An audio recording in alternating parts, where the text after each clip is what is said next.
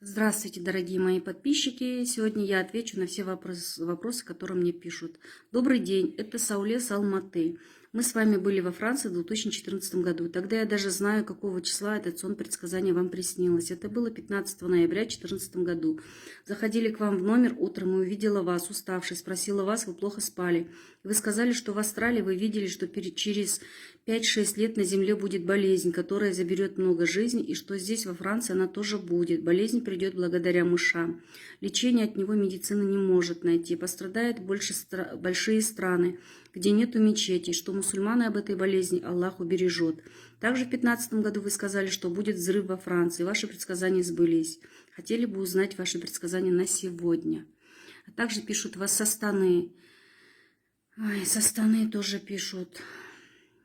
Қазақстанға жасаған болжаулар ұнамайды, Алла сақтасын.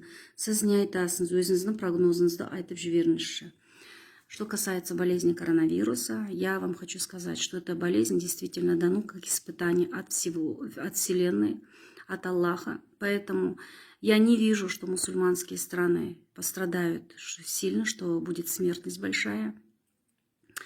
Хочу сказать, что на сегодняшний день в Казахстане пишут, что 2 человека умерли от коронавируса. Я с этим не согласна, потому что я думаю, можно и от бронхита острого, можно от пневмонии тоже умереть и списать на коронавирус.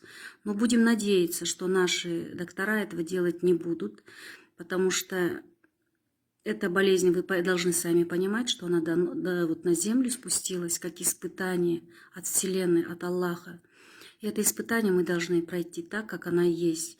Если человек болеет, то он болеет. Если он не болеет, то не надо, пожалуйста, наговаривать и вовсю кричать, что коронавирус, коронавирус. Название нехорошей болезни нежелательно говорить постоянно. Запоминайте одно, есть сила слова, поэтому сила слова, не будем себе нагонять страшный ужас. Эта болезнь не будет у нас долго.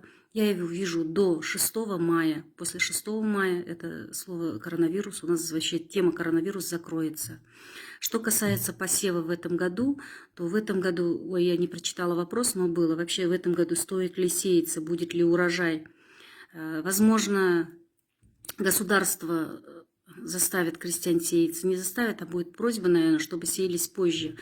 Но как бы они там ни сеялись рано или поздно, это год урожайный. Урожай в этом году будет очень хороший. Что касается еще вот вопрос у нас есть. Правильно, что у нас президент Казахстана Токаев? На этот вопрос я еще раз хочу просто ответить, что в Казахстане есть 3 человека, которые имеют мандайына жазылған дейді ғой, имеют знаки, которые должны быть президентом. Это Нурсултан Абишевич, это Карим Масимов, это Кайрат Мами. Люди, которые рождены знаком быть президентом, быть повелителем. А остальное я уже ничего не могу сказать. Каждый человек идет со своей прибылью. Он уже там, когда родился, у него на лбу написано прибыль, его достаток. И если он будет действительно стоять на своем месте, то эта прибыль, достаток будет и для народа. Поэтому теперь еще один вопрос. Это вот, как вы считаете, это было правильное решение назначить акимом области города Кызылординской области женщину? Так, я вопрос поняла, что спрашивает, правильное ли решение, что назначили акимом области города Кызылординской области женщину, то, как ясновидящая, я не вижу ее морально сильным человеком. Я вижу человека, который, наверное, все-таки при поддержке кого-то всегда поднималась в этой жизни. И она в сельской жизни очень мало разбирается.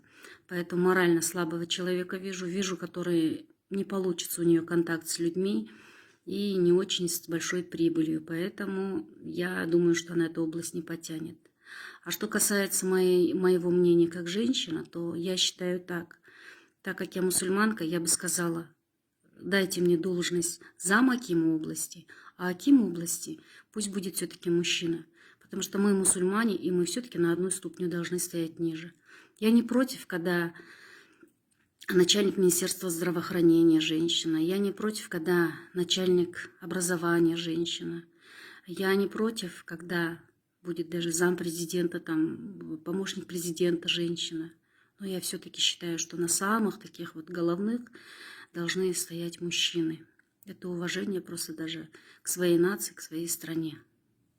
Это, конечно, мое мнение. Но это свое мнение я никому не навязываю, я ее просто всего лишь высказала. Поэтому в связи с коронавирусом прошу, не пугайте, пожалуйста, детей, не вбивайте себе в голову, что раз вот вы закашляли, что у вас коронавирус, и вы все будет плохо.